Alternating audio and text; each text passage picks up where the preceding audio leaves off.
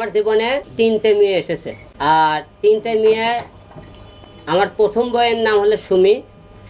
আমার সেই পক্ষে 2টা মেয়ে, একটা ছেলে আছে। এবং 2016 সালে আমার পারিবারিকভাবে সুমির সাথে একবার গন্ডগোল হওয়ার পরে তারা মামলা করে ফ্যামিলি থাকে। তারপরে আমি সেখানে কিছুদিন জেলখানায় ছিলাম। সেখান থেকে বাড়ানোর পরে 3টে সন্তানের মুখের দিকে তাকে আমি আবার সংসার করি। আমার মায়ের সাথে আমার প্রথম বয়স সুমির ক্যাসাল গন্ডগোল হয়। মন মানুষ দেখতে ঝগড়া হয় না, বউ শাশুড়ি। শাশুড়ি ঝগড়া হওয়ার পরে আমার বউ রাগ করে বাসা থেকে বের হয়ে যায়। সুমি বের হয়ে যাওয়ার পরে আমাকে সে প্রস্তাব দেয় যে ওই বাসায় আর আমি জীবনে যাবো না, আমি এখানে সংসার করতে চাইলে বাড়ি আলাদা করতে হবে। আমি ঠিক আছে, তাহলে মা করলে ঠিক আছে, সন্তান আছে যেহেতু ছেড়ে দেওয়ার দরকার নেই, তুমি বাড়ি করো।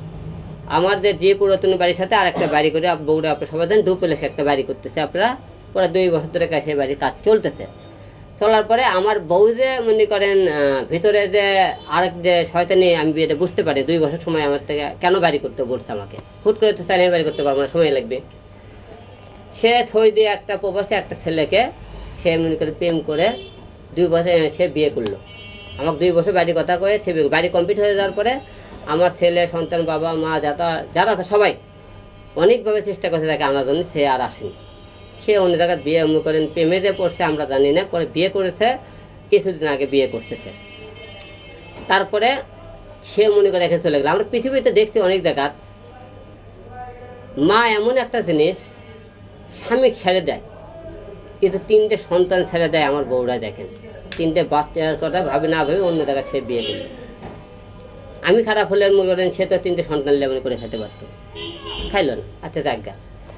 এখন তারপরে আমার জীবনে আসলো কে, নুসরাত নামে একটা মেয়ের সাথে মডেল, তার সাথে পরিচয় হয়। পরিচয়ের পরে তার সাথে সে কিছুদিন প্রোগ্রাম করার পর তার বিয়ে হয়। বিয়ে হয়ে সংসার হয়েছে, কিন্তু ক্যাসাল গন্ডগোল তার সাথে কিছু না। তারপরে মনে করেন আমরা কিছুদিন বিভিন্ন জায়গাতে স্টেজ প্রোগ্রাম করি, আমি আর নুসরাত। করে দেওয়ার পরে প্রায় 2-2.5 লাখ টাকা আমাকে জড় হয় প্রোগ্রাম করে। রমজানের আগে পর্যন্ত আসার পরে নুসরাতের কিন্তু প্রথমে বিয়ে হয়েছিল, তার প্রথম পক্ষে একটা ছেলে সন্তান আছে। নুসরাতও বিবাহিত ছিল, একটা ছেলে আছে তার। এবং নুসরাতে বিয়ে হওয়ার পরে মনে করেন তাই 8 বছর ধরে বাসায় যায় না। তারপরে সে বাসায় গেল। বাসায় যাওয়ার জন্য চেষ্টা করলে আমি কোনো কিছু টাকা 30,000 টাকা দিলাম, তুই মার্কেট করে বাসা দাও। তে করছে না, আমি 50,000 টাকা দিলাম। তো পরে আমি রাগ করে বললাম তুই সব টাকা নিয়ে চলে যা, ঠিক আছে। তো পরে আমি 1,20,000 টাকা নিয়ে বাসা থেকে বের হয়ে যায়। বের হয়ে যাওয়ার পরে কিছুদিন তার সাথে চলাফেরা আর রাগ করে কথা বলেন। তারপরে দেখি সামিন নামে একটা ছেলের সাথে সে বিভিন্ন জায়গাতে স্টেজ প্রোগ্রাম করে, নাচের গানে শুটিং করে, তারপরে বিভিন্ন রকম চলাফেরা করতেছে, বিভিন্ন ছেলেকে সাথে শুটিং টুটিং করতেছে। তারপরে আমি করার পরে আমি বললাম তুই এখন আমার ঘরের বউ আছিস, যতক্ষণ পর্যন্ত আমার সাথে ডিভোর্স না হবে সেতক্ষণ তুই কারোর সাথে কাজ করতে পারবি না। আমি ভয় দেখানো, ছেলে ভয় দেখানো, তাকে ভয় দেখানো চেষ্টা করে পারেনি।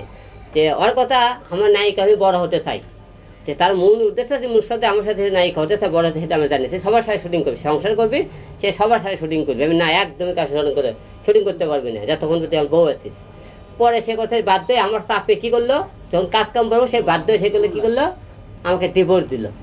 তাই আমি হিরো আলমকে ডিভোর্স দিলাম। প্রতিটা মেয়ে ডিভোর্স দিতে একটা কথা বলছে, হিরো আলম চরিত্র খারাপ, এই জন্য সে আমাকে ডিভোর্স দিতে পরকীয়া করে। রিয়া এবং অন্য অন্য যে নুসরাত, তোমরা তো মুসলমান হয়ে থাকো, তো 2 রাকাত নামাজ পড়ে কোরআন শরীফ কাটলে বলবা যে আমি পরকীয়া আর এক জায়গায় ধরছে। পরকীয়া যদি ধরতে পারে ইসলাম মোতাবেক আপনারা পাথর মারে তাকে নাকি মারে ফেলে দেওয়া উচিত আছে। আপনারা আমার পাথর মেরে ফেলে দিতে, ওরা তো পরকীয়া আমি হাতে ধরতে পারে। এবং আমি কান ধরে জুতোর মালা গলাতে ঢাকা শহর গভর্নমেন্টকে ঘুরে বেড়াবো, আমার ওরা ধরে প্রমাণ দিতে পারে, আমি তাহলে ওইটা বাংলাদেশ থেকে চলে যাবো গেল। তারপরে হলো কি, নুসরাত ডিভোর্সের পরে রিয়া আসলো আমার জীবনে। রিয়ার সাথে আমার বিয়ে হলো। মনে করি রিয়ার সাথে কেমন পরিচয়, ফেসবুকে পরিচয় হলো। সে রিয়ারও কিন্তু বিয়ে হতো, তার একটা মেয়ে সন্তান আছে, ঠিক আছে। সে বারে ডান্স করে, বারে রিয়ামণি মায়ামণি তার 2 জন বারে ডান্স করে, বারে ডান্স করে বিভিন্ন বারে থাকে। তার সাথে আমার ফেসবুকে যোগাযোগ যে আমার স্টেজ প্রোগ্রামে করাতে কিছু লোক লাগবে, সে ভালো নাচ করতে পারে। তো ওর সাথে যোগাযোগ আমাকে স্টেজ প্রোগ্রাম করলো, কিছু প্রোগ্রাম করতে করতে তার সাথে ভালো সম্পর্ক হয়ে তার সাথে আমার বিয়ে হয়। বিয়ে হওয়ার পরে সে মনে বিভিন্ন জায়গায় মনে করেন লোকের সাথে TikTok video, reel video shooting করতে চায়। আমি মানা করলাম যে শুটিং করে, তার সাথে কিন্তু ক্যাসাল গন্ডগোলে পরে ও ক্যাসাল গন্ডগোলে একদিন মার দিলাম, সে বললে আর করবো না, মাফ ফেলো, গেলাম। তারপরে কিছুদিন পরে সে আবার মনে করেন দেখি কে অবস্থা মানে ক্যাসাল হলো, ক্যাসাল হলে করলে সে করছে কি একজন করলো ভাই রিয়ামণিতে ভারে আইছে ন্যাশনাল ডান্স করতেছে দেখলাম। যে আমি দেখি ঢাকা এজেন্সির রাত্রেবেলা দেখি বাসায় নেয় যায়, দেখি আমি হুট করে বাসায় দেখি বাসায় নেয় যা দেখি ঢাকা এজেন্সির পর রিয়ামণি মায়ামুনার দুই বন্দি করা অনেক করে ছেলে পেলে নিয়ে বারে বসে আছে, মদ খাইতেছে, নাচতে ডান্স করতেছে। তারপরে আমি ঢাকা এজেন্সি পটাশ পটাশকে দুটো বারের মধ্যে শট মারে দেওয়ার পরে ঢাকা এজেন্সি থেকে তাকে নিয়ে আসলাম। নিয়ে আসার পরে পরের দিনে সে আমার হাত পাও ধরে করতে আমি ভুল করছে, আর জীবনে আমি বাড়ে যাবো না, আমি তার কোরআন শিখত। পরে ওরে আমি কোরআন শিখ থেকে বলাইছি সে আমি বাড়ে যাবি না, মদ খাবি না, কোরআন কারোর সাথে সেখানে নাচ গান করবি না। সেখানে কোরআনও অবমাননা করলো। করার পরে সে কিছুদিন পরে আমার বাবা তো অসুস্থ হয়ে করলো। আপনার অসুস্থ হওয়ার পরে আমরা হসপিটালে বাবাকে নিউরোসিন হসপিটালে ভর্তি করলাম। রিয়ামণি কী বলছে তা আমি তো ওনারা বাবার সেবা করছি, পাশে দেখছেন আপনারা। সে বগুড়া যখন হসপিটালে আমার বাবা ছিল, সে যেদিন বাসাতে আসবে সেদিন কিন্তু হসপিটালে সেদিন যায় একদিন বগুড়া হসপিটালে, সেক্ষেত্রে যায় আসলো। তারপরে ঢাকাতে আমি নিয়ে আসার পরে ঢাকা 2 দিন না 3 দিন গেছে। ঢাকাতে আমার বাবা যখন আইসিতে ছিল সে সেই টাইমে করছে কি বিভিন্ন ছেলের সাথে আবার ওদের নাচ গান শুরু করলো। ওই করতে এই গানগুলো আমার আগেকার।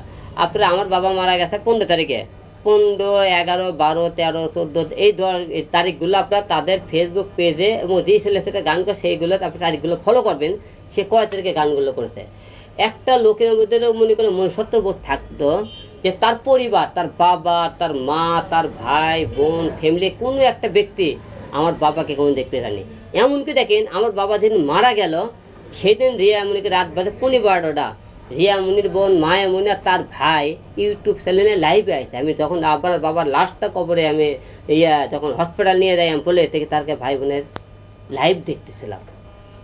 কাছে 15 তারিখে রাত্রিবেলা সব স্ক্রিনশট দিয়ে রাখছি আমি, এগুলো ওকে প্রমাণ ওরা বলে না আল মিথ্যে কথা বলতেছে, সব প্রমাণ আপনাকে দেখাতে পারবো, কোনো সমস্যা নেই। তারপরে দেখেন আমার বাবা যেদিন মারা যায় রিয়ামণির ভাই আমাকে ফোন দেয়, ভাই শুনলাম তাই বলে মারা গেছে। তো ওই রিয়ামণি সেই দিন ফোন দেন আর ভাই ফোন দেওয়া আছে আমার বাবা মারা গেছে কি না। কোথায় আমি আসতে আমি তোরা তুলে আসি তোকে বসতে ধরে হারলো, তোরা আমার বাবা বাসে থাকতে একজনে কেউ আসিসনি, আজকে এখন তোর ভাই আমাকে ভাই ফোন তাও রিয়ামণি আসেনি। তাহলে দেখেন কাদের সাথে সংসার করবো, কার সাথে সংসার করবো।